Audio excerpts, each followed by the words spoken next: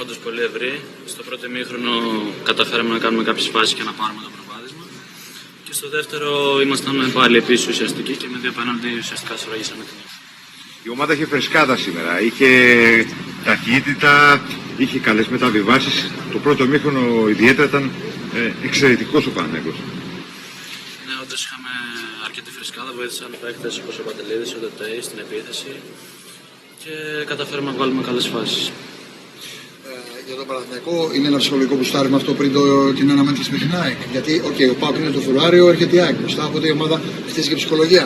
Ναι, είναι ένα τεράστιο μπουστάρισμα. Καταρχήν, ο στόχος μας είναι το κύπελλο αυτή τη στιγμή. Μεγάλος μας στόχος, γιατί θέλουμε να αντακριθούμε έστω και σε μια διοργάνωση. Και είναι πολύ σημαντικό αυτό το αποτέλεσμα, το ευρύ σκόρ πριν το τέρμι με την ΑΕΚ. Και είναι και πολύ σημαντικό για σένα που παίρνει συνέχεια παιχνίδια. Εννοείται, να.